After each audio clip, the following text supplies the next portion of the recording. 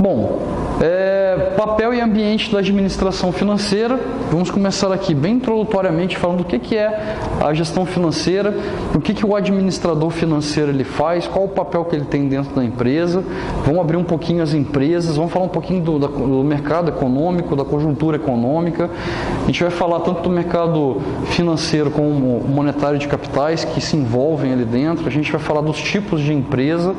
A gente aborda sempre a empresa de SA de capital aberto. Por que empresa de SA de capital aberto? Porque é mais complexa e mais cheia de detalhes para fazer avaliações. Então, quem consegue fazer a leitura de uma empresa SA de capital aberto faz a leitura de uma micro e pequena empresa e até do simples, né? Muito mais impostos incidem sobre essas empresas e a lucratividade é muito maior. Então, a distribuição dos recursos, o custo de capital, todas as avaliações sobre uma SA, ela é mais complexa do que uma estrutura simples. E aí a gente, então, teoricamente, perpassa pelas empresas SA de capital aberto pela sua complexidade e pelo entendimento de um cenário mesmo mais amplo com relação à gestão. Bom, primeira coisa, a gente vai dividir a gestão financeira em campos, né, em níveis macro e micro. Nível macroeconômico. Em economia 1 e 2, provavelmente vocês viram macroeconomia e microeconomia. Normalmente, na economia 1 a gente fala um pouquinho mais de macroeconomia e na economia 2 a gente fala um pouquinho mais de micro, ou vice-versa. Depende de como está a explanação. Acho que no nosso caso aqui a gente fala mais de macro na 1 e micro na 2. Aí, o que é macro e micro? Ambiente financeiro. O macroambiente é tudo aquilo que é externo à empresa. Então, por exemplo, as políticas governamentais, a decisão de aumento ou redução da taxa de juros, impactos globais dentro das economias locais. Por exemplo, uma crise econômica nos Estados Unidos afetando exatamente o mercado financeiro brasileiro. Uma crise econômica na Europa afetando o mercado brasileiro. Uma crise econômica na Ásia afetando o mercado brasileiro. Isso se chama globalização e isso é uma conjuntura macroeconômica. Ou seja, são fatores externos à empresa em que a empresa controla, mas não decide sobre. Ok? Então eu tenho que absorver o que está acontecendo fora da minha empresa e ajustar a minha empresa nas condições que estão sendo impostas pelo macromercado ou macroeconomia. Então, eu aumentei a taxa de juros do governo brasileiro. O que acontece? Eu vou ter retração econômica, eu vou ter menos consumo de produtos e eu vou ter mais custos internos para eu pagar. Só que eu não consigo modificar isso, porque isso é imposto fora da empresa para dentro da empresa. Então, o que eu, empresa, tenho que fazer? Eu tenho que me ajustar. Então vocês vão vendo assim, demissões em massa, férias coletivas, redução da compra de matéria-prima, redução de venda, enxugar despesas. Então você vai vendo as empresas, elas vão tomando medidas internas para resolver uma situação que é externa a ela, em que ela só pode trabalhar em cima daquela informação, mas não pode controlar. Macroeconomia, macrofinanças, macroambiente. Micro, na verdade, ambiente. O que a gente tem no micro? É tudo o que é interno à empresa. Então, é o que a empresa faz que vai impactar os resultados da empresa. Então, por exemplo, eu quero alterar o preço de venda, eu quero aumentar ou reduzir o preço de venda. Isso é uma decisão da empresa, independente do mercado econômico ou não, ela é que toma essa decisão de reduzir ou aumentar. Eu vou produzir mais, eu quero aumentar a quantidade de produtos a serem oferecidos para o mercado, porque eu tenho uma demanda maior. Então, ela decide se ela aumenta ou não. Ela que vai olhar para a sua capacidade e vai tomar essa decisão. E aí, isso ela tem controle. Isso ela tem o poder de decisão. Aí não é imposto a ela. Então a microeconomia é tudo que a empresa faz e que ela é responsável pelos resultados que a empresa tem. Por exemplo, impacto ambiental. Ela pode prevenir os impactos ambientais, ela pode reduzir. Isso é uma decisão que ela faz, de sim ou não. Se ela não fizer, ela pode ser multada ou para ela essa multa não vai ser tão insignificante que ela prefere não fazer. E aí acontece o que aconteceu com a Samarco, né? Então, quer dizer, a gente tem essas situações que a gente pode controlar dentro da empresa. Isso é um problema, uma situação microambiental, microeconômica, dentro da empresa, decisões dela. Então, toda a gestão, todo o estudo, toda a decisão é micro. Toda a situação que ela acata e ela modifica é macroeconômica. A administração financeira pode ser descrita de maneira sucinta com o auxílio dos seguintes balanços. Balanço patrimonial, passivos, ativos. E aí, simplesmente, a gente pode fazer uma leitura. Por exemplo, dentro de todo o balanço patrimonial, a gente tem várias informações específicas. A informação como um todo é uma informação de nível macro. O balanço inteiro, ele é um macro informações que eu tiro lá de dentro. Faço uma leitura bem superficial sobre a empresa. Aí eu quero colocar coisas específicas dentro do balanço, então são as microinformações e decisões. Então, por exemplo, dentro do passivo da nossa empresa, a gente tem as decisões de capital de giro, que são todas elas de curto prazo. Então, eu que sei aonde eu vou gastar o meu dinheiro e pegar recursos de curto prazo, e aí as decisões de financiamento, que são de longo prazo, o passivo não circulante, que é o exigível a longo prazo, e o patrimônio líquido. Lembrando que o passivo ele é origem dos recursos da empresa. Todo o dinheiro que a empresa tem, ele veio das origens do passivo. Aonde a empresa aplicou é a aplicação nos ativos. Então, por isso que ele é uma demonstração de partidas dobradas. Ou seja, o nosso passivo total ele é igual ao nosso passivo mais o patrimônio líquido. Por isso que ele é de partidas dobradas. Então, todo o dinheiro que eu peguei, ele tem que estar investido nos ativos da empresa. Tem que bater. Se não estiver batendo, aí tem alguma coisa errada na gestão da empresa. Ok? Então, capital de giro eu pego aqui, decisão de financiamento aqui. E aqui? Aqui eu tenho capital de giro também, ativo circulante, dinheiro que entra contra o dinheiro que eu pago. Capital de giro líquido. Positivo, a empresa tem sobra. Negativo, necessidade de capital de giro. Aí ela precisa pegar financiamentos de curto ou longo prazo para sanar o seu problema de curto prazo, que é a necessidade de capital de giro. Aí a gente está criando um risco financeiro na empresa, né? E aí, decisões de investimento. Pego o dinheiro aqui para financiar e invisto aqui, tanto no ativo não circulante, em modelos de realizáveis a longo prazo, investimentos de curto prazo com maior rentabilidade do que os juros que eu pego aqui de financiamento, e investimento na estrutura física da empresa nos ativos, com o objetivo de aumentar a operacionalidade da empresa, aumentar o tamanho da estrutura e torná-la mais rentável, com mais produtos e com mais tecnologia e mais qualidade nos produtos, aumentando o que? O nosso capital de giro. E aí a ideia é que o que eu extraio daqui eu consiga pagar tudo que eu tenho aqui e ainda sobre dinheiro para remunerar quem está aqui, os acionistas, proprietários e donos da empresa. Objetivo básico da gestão financeira. Qual é o objetivo básico da gestão financeira? Manter uma empresa sólida e sadia, gerando lucratividade suficiente para remunerar os seus acionistas, proprietários e donos. Esse é o objetivo básico. Ela tem que gerar lucro. Por quê? Uma empresa que não gera lucro não paga quem a fundou e a está financiando. E aí? Aí você fecha essa empresa. Ok? Porque ninguém vai trabalhar para os outros. Ninguém vai fazer caridade. Eu não vou ter uma empresa 0 a 0 em que eu pago só salário de funcionários e também não tenho o meu retorno sobre o capital investido. Ok? Nessa situação você fecha. Então essa é a ideia.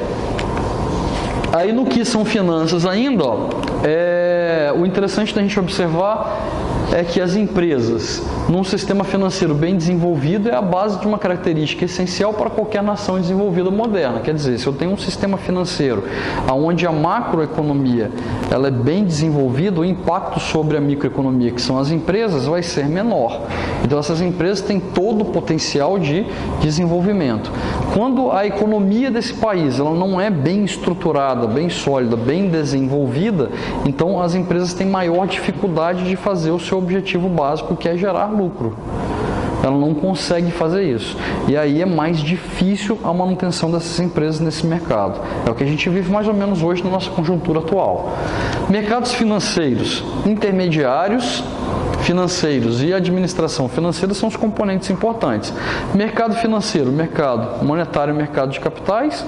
A intermediação financeira, onde são feitas as transações e os negócios entre o mercado monetário e capital, da fonte de recurso para o tomador e o destinatário final, como é feita essa transição. E a administração financeira é como você faz a utilização dos recursos que você pegou com os tomadores e os fornecedores. Então, peguei o recurso com o fornecedor, estou aplicando, aí o administrador financeiro tem como uma das funções gerir esse recurso para que ele seja mais rentável do que os juros cobrados por essas fontes de recurso. Mercados intermediários financeiros facilitam o fluxo de fundos de poupadores de investidores. Então é isso que ele está falando. Quando você tem bastante demanda por recursos e a oferta também por recursos, aí você tem, né, essa relação entre mercados intermediários financeiros muito facilitada. Quer dizer, fica bom para os dois lados. Quem está emprestando dinheiro tem a sua rentabilidade sobre o dinheiro emprestado, e quem está tomando dinheiro emprestado, o tomador, ele aplica esse dinheiro num mercado sadio e bem desenvolvido para que ele remunere quem o emprestou e ele também tenha lucratividade e remuneração sobre esse capital que vai ser aplicado. Esse é o ideal. Aí o que a gente fala, por exemplo, nos Estados Unidos, as pessoas não colocam dinheiro em bancos em poupança. Nos Estados Unidos, as pessoas colocam dinheiro em empresas, compram ações. Por quê? Uma empresa com bons recursos investidos e aplicando bem esses recursos, ela gera rentabilidade de dividendos para os seus acionistas que compraram suas ações. Então, quer dizer, a relação é ganha-ganha. A empresa ganha, gera lucro, remunera quem comprou as suas ações. E quem comprou as ações fica satisfeito pela remuneração que ele tem. Ou seja, ele passa a ser dono daquela empresa também. Ok? A administração financeira envolve o uso eficiente de recursos financeiros na produção de bem. Então, é o que a gente está falando aqui, né? O objetivo é fazer o quê? Pegar bem esse dinheiro que eu estou tomando emprestado e aplicar ele de forma muito sadia, muito bem organizada e administrada para que gere lucros, resultados futuros, né? Na produção de bens ou na prestação de serviços. Também você pode fazer isso.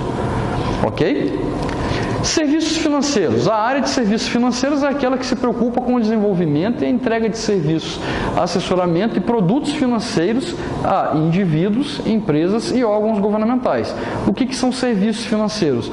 São todas as atividades que envolvem a transação entre duas pontas de recursos, e aí eu facilito tanto a aplicação do recurso para uma, quanto a destinação final para aplicação na sua atividade para outra. Então, normalmente a gente fala o que é serviço financeiro, né? As auditorias que você faz nas empresas, as consultorias que você faz na empresa, isso é serviço financeiro. E aí você vai ver as necessidades que a empresa tem para investimento e crescimento no mercado. E aí, quanto ela precisa pegar de recurso, todas os produtos e serviços prestados pelas instituições financeiras. Então, financiamentos, você poder emitir seu título de dívida para o mercado e alguém comprar para que eu consiga capital para investir no meu negócio de forma mais barata, lançamento de ações no mercado, isso tudo é serviço financeiro. Empréstimos, parcelamentos, financiamentos, tudo isso envolve serviços financeiros. Então, é isso que o administrador financeiro ajuda a indivíduos, empresas e órgãos governamentais a fazer a gestão. Ok? As oportunidades de carreira incluem trabalhos em bancos, planejamentos financeiros para as pessoas físicas, investimentos, imóveis e seguros. Quer dizer, tem N possibilidades de atuação do administrador financeiro, né? Controller, empresas. Então, a gente vai passar por algumas aqui, né? Orientação de investimentos, bancos, instituições financeiras, consultorias e auditorias. Quer dizer, tem várias oportunidades de atuação no mercado financeiro, né? A administração financeira se preocupa com as tarefas do administrador financeiro de uma empresa, é o que envolve a administração financeira, e o administrador financeiro gere ativamente a área financeira de qualquer tipo de organização, seja ela pública, privada, grande, pequena, com fins ou sem fins lucrativos. Então, o administrador financeiro, a questão dele é gerir os recursos financeiros. O que vai fazer? A crescente globalização tem aumentado a complexidade da função da administração financeira. Isso, variação cambial, mercados diferentes, recursos mais baratos lá fora. Por exemplo, o Bradesco é um que pega dinheiro, por exemplo, a 1% ao ano na Europa, vem aqui, empresta ao mês em cheque especial, que a gente viu lá batendo 300 e não sei quantos por cento ao ano, a cartão de crédito batendo 500, 600% ao ano, no rotativo. Então, quer dizer, aumenta a complexidade da gestão, mas aumenta as oportunidades com relação a ganhos que essas empresas têm, ok? Consegue-se recursos mais baratos, consegue-se mais oportunidades, prazos maiores, atratividade de trazer pessoas para cá. Então, quer dizer, a complexidade da globalização. E com isso também vem a complexidade com relação às crises econômicas, a interferência de um país no outro. Se ele aumenta a taxa de juros lá, aumenta os juros do financiamento lá, você tem atividade aqui, você está pagando isso em euro, aí a sua moeda desvaloriza, valoriza a moeda de lá e os juros lá aumentando também, aí a sua dívida ela fica monstruosa. Aí as operações financeiras têm que ser mais complexas, fazer hedging, quer dizer, proteção da oscilação do valor da taxa cambial. Eu preciso fazer operações de segurança com relação aos financiamentos. Então, quer dizer, isso tudo envolve a administração financeira complexa no mercado globalizado. E isso é interessante, geram profissões interessantes e profissionais mais escassos no mercado com maior rentabilidade e remuneração por isso. Novas condições econômicas e regulatórias também tornam mais complexa a função da administração financeira, principalmente pela globalização. Estrutura de uma sociedade por ação SA de capital aberto. Então, como que funciona uma empresa de capital aberto na sua estrutura organizacional? E aí a gente entra ali dentro onde estão as funções de determinação e de complexidade para uma empresa. Normalmente, pessoal, uma empresa de capital aberto ela é formada por acionistas. Quem é dono da empresa? São os acionistas. Ela não possui um dono só, são vários donos. Na composição de uma estrutura de SA de capital aberto, nenhum acionista pode ter mais do que 40% das ações da empresa. Por quê? Ele tem que ser um acionista maioritário, mas não controlador da empresa. Então não é permitido que tenham acionistas controladores. Por quê? Porque senão ele vai gerir a empresa da forma como ele quer. E quando você tem alguém gerindo o negócio da forma como ele quer, às vezes o que ele quer não é o que os outros querem. Então, quer dizer, ele vai estar usando o dinheiro dos outros para alavancar o seu negócio, só que da forma como ele quer. Então, a regulamentação do mercado você não pode ter mais do que 40% das ações. Se você tiver 40% das ações mais uma, você tem que fazer duas coisas. Ou você faz a compra de todas as 100% das ações da empresa, ou você desfaz dessa uma ação a mais que você comprou e fica com 40%. Ok? Para não haver controle de ninguém sobre a empresa. Tem exceções, por exemplo, as empresas de capital misto, Petrobras, que tem 50% das ações mais uma do governo. Então, o governo é que decide quem é o presidente, quem é o gestor, e aí ele faz a gestão da Petrobras de acordo com o seu desejo. E aí o que a gente está vendo, o acionista está sendo prejudicado porque o governo manipula a empresa da forma como ele quer. Então ele tira lucro, ele que fecha contratos, ele que bota as pessoas para decidir tudo lá dentro. Isso tudo acontece em detrimento aos demais investidores. Então é por isso que a gente está vivendo essa situação de lava-jato, de corrupção, de um monte de coisa envolvendo uma empresa desse tamanho. Por quê? Porque o poder de controle está sobre o governo. E como o governo está corrompido, aí ele corrompe a gestão daquela empresa. E aí vocês estão vendo o seguinte, ele vai pegando primeiro os gestores da Petrobras, aí esses caras são apertados, são colocados lá para ver o sol nascer quadrado, e aí começa a chamar aquele monte de político que fez o quê?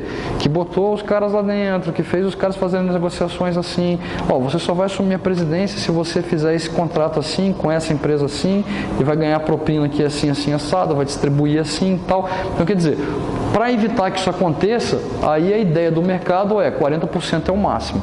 Ou seja, os outros 60% 25% que estão distribuídos entre os demais acionistas, eles vão decidir na hora de votar quem que eles querem que fica, quem quer que saia, quais são as decisões de investimento ou não da empresa. Aí eles, em consensos, facilitam. Por exemplo, então eu posso ter 3 grandes investidores tomando 30% cada um e 10% outro investidor. São 4. Então, quer dizer, nenhum tem controle. Se 3 decidem não, aquele 1 não consegue fazer. Se 2 decidem não, por exemplo, dá 60%, ou vice-versa. Então, a ideia é que seja, né, distribuído para que não tenha uma opinião, mas várias. Esses acionistas, eles elegem um conselho administrativo. Normalmente, dentro desse conselho, estão os principais acionistas das empresas, né? Os principais acionistas, acho que ela não funciona. Os principais acionistas das empresas, eles têm alguns problemas que são bem interessantes e peculiares ali dentro. Eles aqui dentro da sua gestão, eles vão decidir para os demais acionistas minoritários o que vai ser feito com relação às próximas ações e decisões da empresa. Então, normalmente, quanto maior são os investidores, maior é o poder de decisão que eles têm e participação no conselho administrativo. Lembrando que cada ação dá direito a um voto. Se cada ação dá direito a um voto, então quem tem mais ações tem mais direitos de voto lá dentro da empresa. E aí, eleito o conselho faz o quê? Elege o CEO, ou o responsável pela gestão da empresa. Então entra o primeiro administrador financeiro, que normalmente nas grandes empresas de capital aberto, um CEO ele tem que ser um administrador formado. Então, por legislação e pelo conselho, quem é presidente de uma grande empresa dessa aqui, normalmente ele é um administrador formado, a não ser que ele seja dono da empresa, aí é diferente. O dono necessariamente não precisa ser um administrador e nem tomar as decisões como administrador. Só que, numa empresa muito grande, a falta de administradores registrados significa dizer incapacidade técnica para a gestão das empresas. Então, vocês vão ver que na maioria das maiores empresas, eles têm administradores com registro nos seus conselhos de área. Por quê? Porque qualquer atividade fraudulenta ou que gere problemas ambientais ou impactos sociais, a responsabilidade recai sobre o administrador da empresa. Então, ele tem que tomar conta de todas as atividades. Pode ser que tenham mais pessoas envolvidas, né? Mas ele que é responsável pelas atividades da empresa. Então esse é o CEO e a função dele é gestão. O que o presidente ele vai fazer? Ele que vai dar todo o norte com a sua equipe do que vai ser e quais vão ser os objetivos da empresa dali em diante. Então é ele que vai falar o seguinte: quanto a empresa vai crescer, quanto ele almeja de lucratividade, quanto ele almeja de receita, qual vai ser a distribuição que vai ser feita para os acionistas, como ele vai distribuir isso, qual o mercado de atuação, como ele vai penetrar nesse mercado, como ele vai se manter no mercado, como ele vai enfrentar crise se houver. Isso tudo quem decide é o CEO, o presidente da empresa. Então, ele monta através de um planejamento estratégico do negócio as previsibilidades futuras com relação ao que ele almeja da empresa dali em diante. Então, são aqueles planos e projetos que são feitos com metas e objetivos de curto, médio e longo prazo. Então, é isso que ele tem que fazer. Ele tem que passar para o conselho de administração e para os acionistas o que ele pretende fazer para que a empresa cresça cada vez mais e gere maior lucratividade para esses acionistas. Lembrando que na legislação, toda empresa SA de capital aberto que emite ações no mercado, ela é obrigada por lei a distribuir 25% dos lucros que ela obtém. Então, no final do ano, ou semestralmente, ela apura os seus lucros e aí ela é obrigada, nessa lucratividade, a distribuir 25% para os seus acionistas e proprietários. Ok? E aí, ele tem que fazer aqui a estratégia para otimizar essa lucratividade para gerar maior lucratividade para o mercado e tornar essa empresa mais atrativa. É isso que o acionista espera. Por quê? Porque além de ter um preço de ação mais elevado pela valorização da empresa, ela vai ter maior lucratividade de distribuição para esse proprietário e acionista. Ok? Bom, vamos lá. Daqui para baixo vocês vão ver que os papéis, eles são bem voltados mesmo aos administradores. Por exemplo, a vice-presidência, pode ser que tenha um vice-presidente, esses aqui sejam os diretores, aqui ele colocou como vice-presidência no geral. Recursos humanos, Quem é responsável por recursos humanos? Normalmente é um administrador de recursos humanos. Todo o processo de recrutamento, seleção, cargos e salários, tudo que envolve pessoas, aí é o setor de recursos humanos que vai ser responsável. Quais são as pessoas certas para os cargos certos e a remuneração certa, tudo isso, recursos humanos. De operações, vai passar todo o operacional da empresa, desde o setor produtivo até a tramitação de processos, papéis, documentos, informações, negociações com o mercado, com fornecedores, tudo na diretoria de operações da empresa. Aí vem aonde a gente quer chegar, a diretoria de finanças, que é o CFO, que a gente chama, né? E aí você tem marketing todo voltado a mercado, penetração, lançamento de novos produtos, a cara desse produto, mercado concorrente, precificação do produto, todos os levantamentos necessários para que esse produto ele tenha, apesar de embalagem, cara e qualidade, né, ele tenha boa penetração de visual, né, e atratividade para o mercado consumidor. Então, ele tem que avaliar qual o mercado interessante, como ele é e todas as diferenças com relação a isso, né? Teve uma pesquisa, por exemplo, de uma empresa de sabão em pó que ela percebeu que no Nordeste as pessoas gostam muito de cheiro forte, perfume forte na roupa e muito colorido, com muita cor. Então ele viu o seguinte, para eu atender um objetivo de venda de sabão em pó para a região Nordeste, eu tenho que fazer bem colorido e bem cheiroso. Aí eu consigo atrair bastante aquele mercado consumidor. Diferentemente do pessoal do Sudeste e Sul, que não muito pelo perfume, né, e pela coloração do sabão, mas mais pelo tempo que ele fica na roupa. Então, quer dizer, a roupa limpa, a roupa mais clara e você tem um cheiro agradável, mas que ele seja com mais perpetuidade, quer dizer, mais a longo prazo. Então, são mercados diferentes, são consumidores diferentes e são produtos diferentes, mas a produção é a mesma empresa, a empresa de sabão de pó. Sabão em pó. Então, quer dizer, o setor de marketing ele é responsável em avaliar, levantar, estruturar e perceber o que o consumidor quer e como que isso vai ser penetrado lá. E qual é a rentabilidade que eu posso tirar daquele mercado consumidor. Qual é o preço máximo que ele paga, qual é a população máxima que compra e usa, os desejos e tudo mais. Aí ele vai fazer os levantamentos de consumo. E você tem sistema de informação, tem vários, você pode abrir em vários diretorias. Por exemplo, você pode ter produção também, que aqui não tem, responsável pela produção. E aí tem vários. Ali, por exemplo, é TI, né? Aí toda a informação, os metadados que você tem, por exemplo, toda empresa que ela trabalha com o mercado consumidor, ela tem cadastro, ela tem preferências, ela tem formas de pagamento, ela tem várias informações que a empresa pode pegar isso e através de um BI, que é a Business Intelligence, ela pode capturar informações que sejam relevantes para ela ou modificar um produto, ou a forma como ela age, ou a forma como ela penetra no mercado e estruturar também toda a segurança do negócio. A informação não pode vazar, ninguém pode entrar e ter acesso aos meus dados, aonde os meus dados estão, como eles são guardados, se eu perder esses dados, o que pode acontecer? Então, como eu faço um backup? Então, a estrutura toda, né, dentro do negócio, como fora também, avaliando o mercado. E aí, na nossa estrutura financeira, a gente tem duas pessoas que são muito importantes dentro das grandes empresas, que é o tesoureiro e o controller, né? O tesoureiro é responsável por tudo que tem a ver com a finança, dinheiro. Então, ele fala assim, o gerente de gastos de capital, o gerente de crédito, o gerente de operações de câmbio, de fundos de pensão, gerente de caixa, gerente de planejamento financeiro e de captação de fundos. Quer dizer, tudo que envolve dinheiro, captação, aplicação, investimento, quem faz isso é o tesoureiro da empresa. E o controller ele é especificamente responsável pela contabilização desses recursos, quer dizer, a contagem disso.